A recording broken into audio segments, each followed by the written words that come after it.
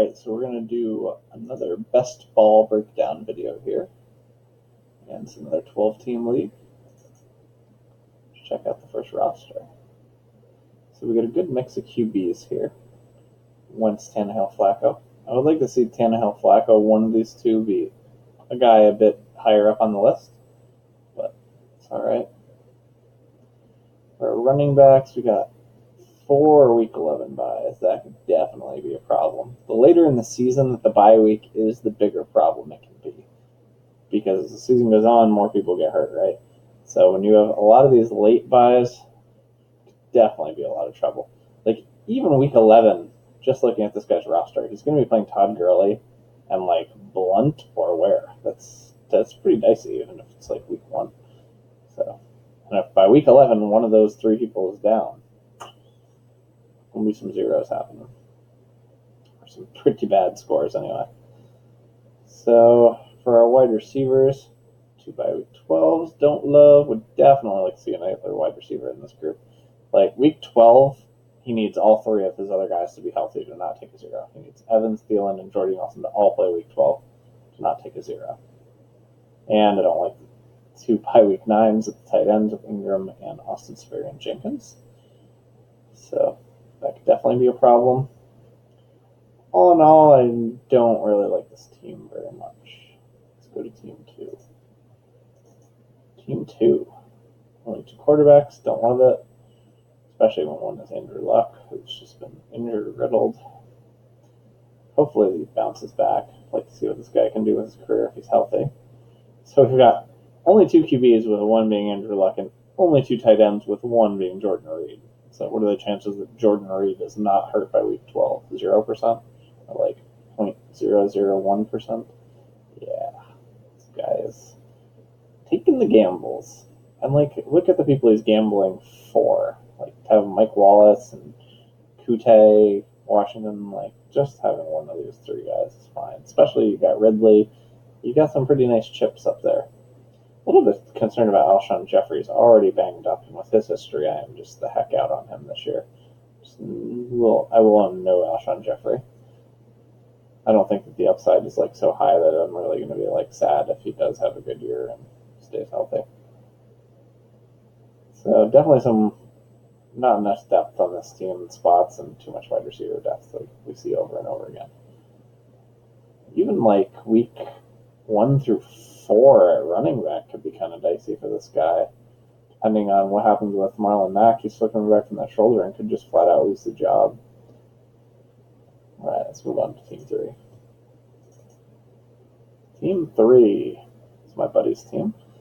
It's got Russell Wilson and Roethlisberger both by Week 7s. Don't love it. At least he has a 3rd quarterback that's a starter, so that's nice. But if something happens to Dalton by Week 7, then he'll be taking a 0 there. I don't really like having Mixon and Bernard on the same team. I definitely don't mind owning either one, but I would rather own them on different teams. And the bottom part of this running back crew is the diciness. So, like, Javorius Allen basically, like, didn't get to play at all at the end of last year because Alex Collins just took that role completely over. While also being the RB1, they just moved him into a 3-down back role, and Javorius Allen was basically just not doing anything. Foreman is high risk, could start on the pup, and then it's going to... A lot of people are like, oh, yeah, but then he'll be off the pup, and then he'll just, like, take over Lamar Miller's job.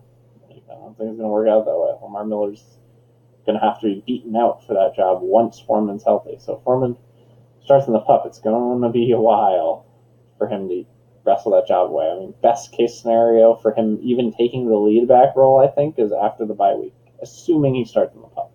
If he starts Week 1 off the pup, then he could take that role and just be a monster.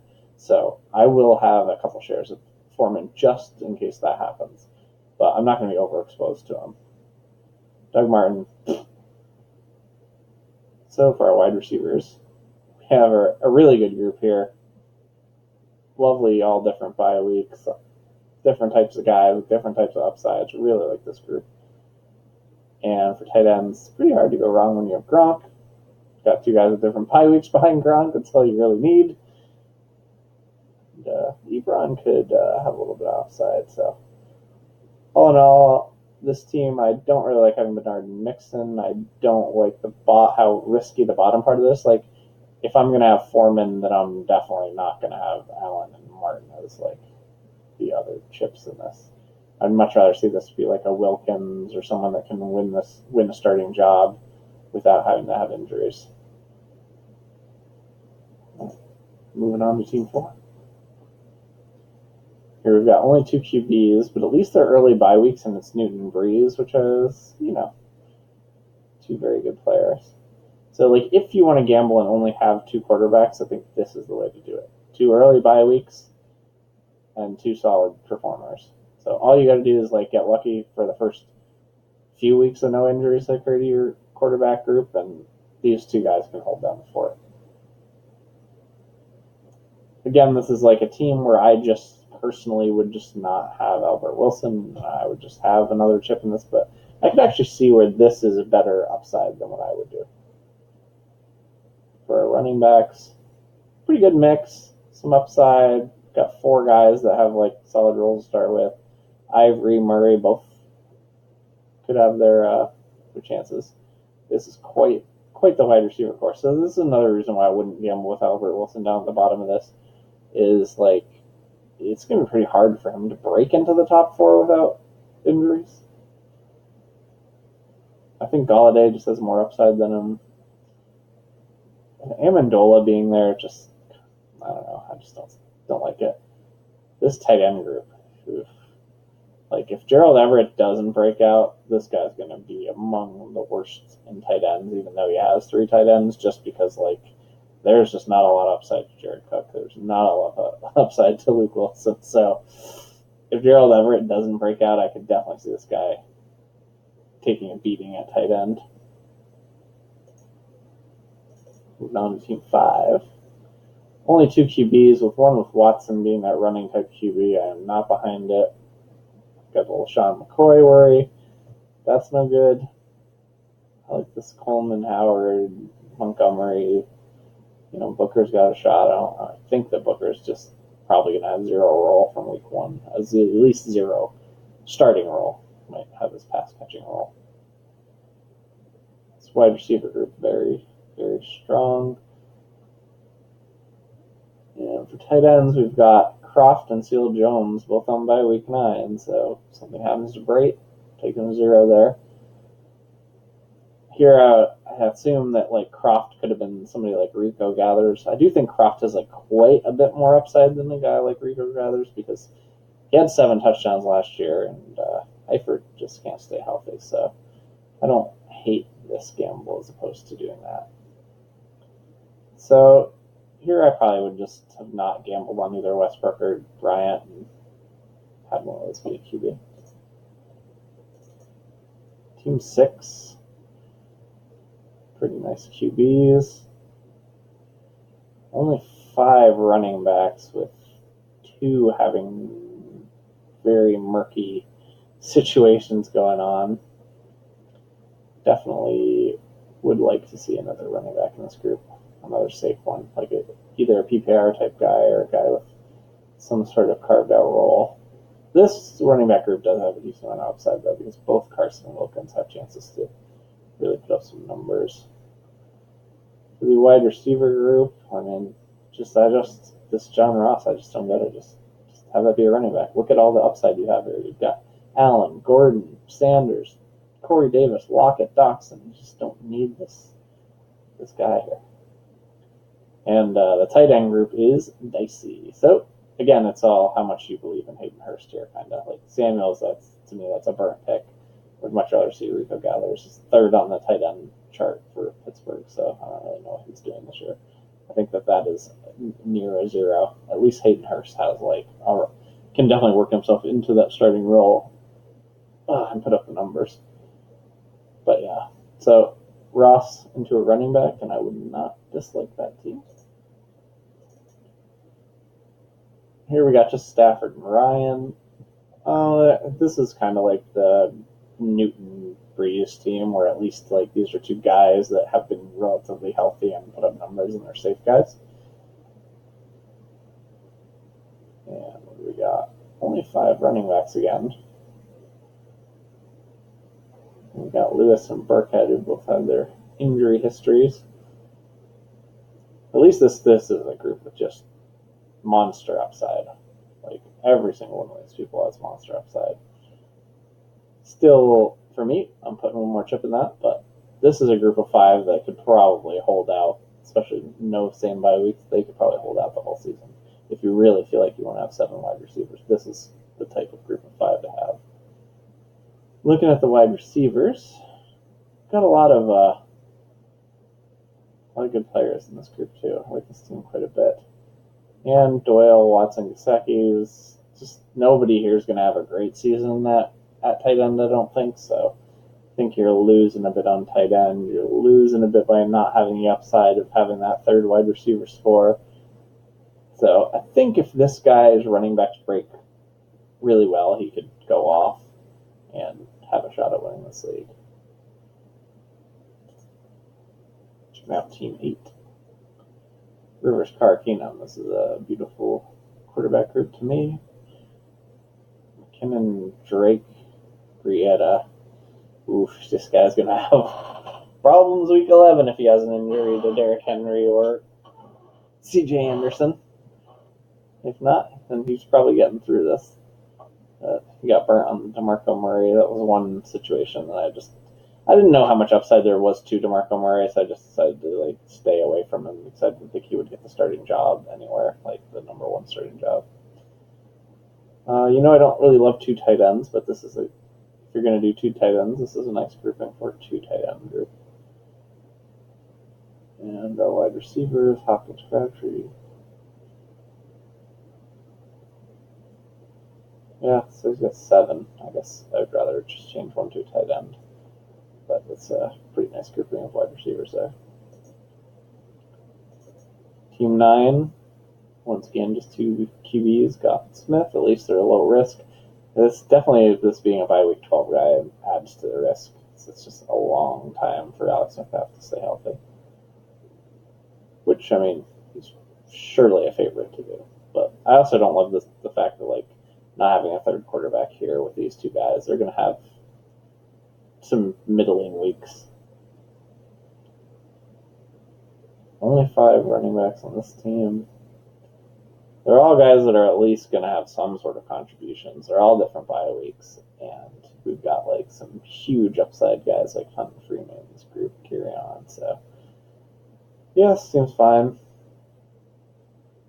The bottom of this grouping, of wide receivers, definitely I would rather see get another quarterback and another running back, especially this Ryan Grant pick. I don't get it. I don't know why people think he's going to be good in Indianapolis. Somebody, when I was talking down Ryan Grant, was yeah, well, he's the number 2 for Andrew Luck. So I asked that person, when was the last time the number 2 for Andrew Luck had 65 catches or more? Now, we're talking tight end or wide receiver. And the answer was never. The number 2 pass catcher on Indianapolis in the entire Andrew Luck era has never had 65 or more catches. For our tight ends, I don't like the fact that we've got 2 bye week 8s and Walker Hooper and then Vernon Davis behind them. So if something were to happen to Davis, or if by some miracle Jordan Reed happens to play week 8, because you never know with Jordan Reed, maybe he'll play week 1 and then he'll play week 8, miss the 6 in between. Then you're taking a 0 at tight end. Team 10. 2 of the same bye week at quarterback I don't love.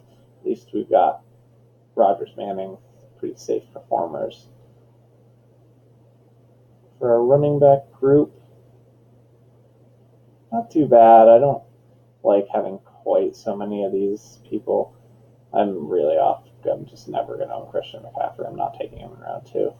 I think there's just too much competition for the different targets there with having DJ Moore come in, Greg Olsen come back.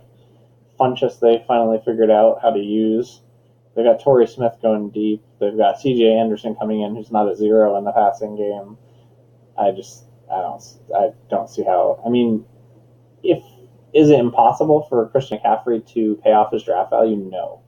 But is it impossible for him to pay off any higher than his draft value? Yes. He is getting drafted at his absolute ceiling. pretty nice group of wide receivers. Great group of tight ends.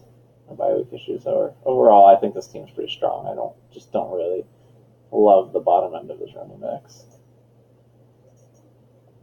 Team 11, just Brady and Cousins. Especially with how late these two guys' bye weeks are, I would like to see another quarterback in this group. But at least, steady guys that put up the numbers and don't really get hurt very much. This is the least running backs I've ever seen on a team, so do not like that. It's Dalvin Cook and a whole bunch of upside. But you really need to take this chance on Tre'Quan Smith. Just take that chance as a running back. Well, he has a million wide receivers, so having 3 on the same bye weeks probably isn't that detrimental. And he's got a pretty decent group of tight ends. I find it interesting that people are just taking shots on different Houston guys. I think I would just avoid that situation. But if Howard or Njoku has a huge breakout season, it's basically going to matter. I think that he'll be fine at running back just because these 4 guys are all going to be contributing. So just a matter of injuries. But to me, just too many wide receivers. And Team 12 is the team I drafted. And Winston, Prescott, Bortles is going to be a little rough at the beginning of the year, just getting the best of these two while Winston is out for the first 3 weeks. And then he plays Chicago, and then he's on a bye. So I'm pretty much going to be banking on Prescott or Bortles for the first 5 weeks. So I definitely don't love that on this team.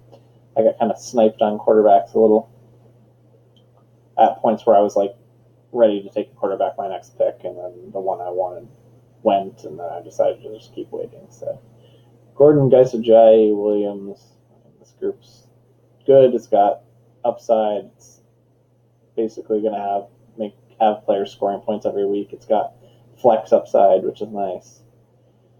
Our wide receivers, we don't have more than 2 the same bye week, which is nice. And down at tight end, we've got Clay, Burton, Eifert. Yeah, Clay and Eifert on the same team. That's asking kind of a lot, but I took Eifert super, super late. The upside there was just too great for me to pass on. But all in all, I like this team quite a bit. I think definitely will cash. Whether it'll win, I would say that's pretty unlikely. All right, thanks, folks. Have a good one.